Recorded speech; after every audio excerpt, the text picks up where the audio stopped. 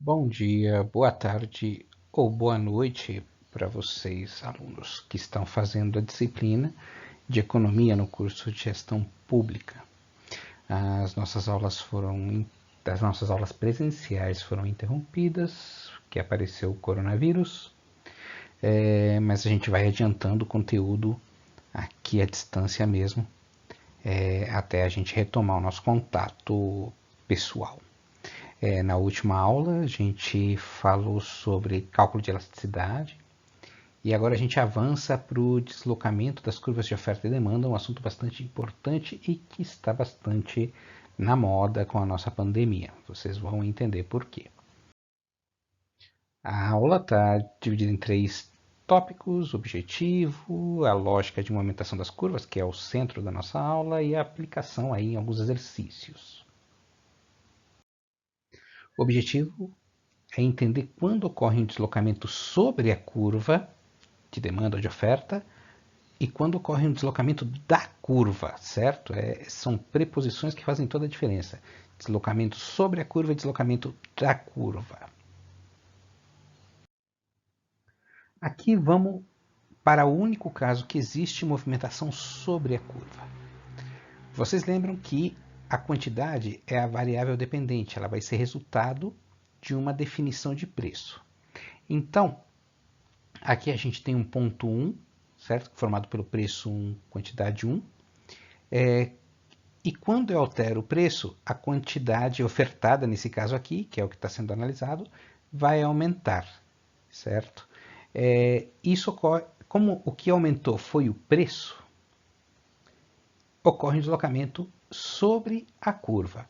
A única hipótese em que isso ocorre é quando há uma alteração no preço. Qualquer outra alteração a gente faz uma movimentação da curva, como vamos ver agora. Aqui, um deslocamento da curva quando você recebe um choque de oferta. Quando que isso acontece? Quando acontece alguma coisa que altera a quantidade ofertada e não tem nada a ver com o preço. Por exemplo, nesse gráfico aqui, a gente pode entender como se fosse a comercialização de soja. Nesse ponto de equilíbrio 1, E1 que está aqui, estava em uma determinada situação de equilíbrio. Quando ocorre um choque de oferta, a curva se desloca para a direita. Imagine que para a esquerda, desculpe. Imagine que haja uma quebra da safra de soja, certo? Não tem nada a ver com o preço. A quantidade de soja disponível diminui porque ocorreu um desastre climático. Então, o que ocorre nesse caso é um deslocamento da curva, certo? A curva se desloca para a esquerda, porque tem uma quantidade menor de soja disponível e, portanto, o ponto de equilíbrio vai ficar com um preço maior, como está definido em E2.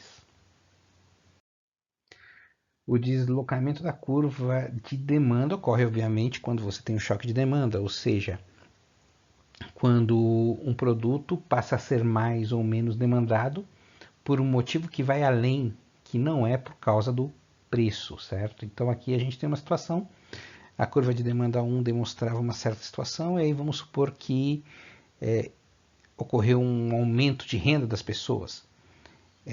Então, e com mais renda as pessoas consomem mais. Então, a curva de demanda, como elas vão consumir mais, se desloca da esquerda para a direita, de D1 para D2. E aí acontece uma transferência também do ponto de equilíbrio. A quantidade demandada vai ser maior e o preço de equilíbrio vai ser maior também aqui. Então, D1 é um momento, D2 é em momento seguinte. E aqui eu estou propondo um exercício para vocês que trata sobre a demanda do álcool gel. Então, a gente vai falar sobre isso no fórum, nas formas que a gente tem de comunicação. Mas aí, utilizando esses conhecimentos que eu falei para vocês, como que vocês justificam o fato do álcool gel estar com um preço maior frente a essa crise, a essa pandemia do coronavírus? Então, aqui a gente termina a parte mais de mercado mesmo, analisando os deslocamentos, pontos de equilíbrio das cidades, e na próxima aula a gente começa a estudar alguns aspectos da teoria do consumidor. A gente se encontra.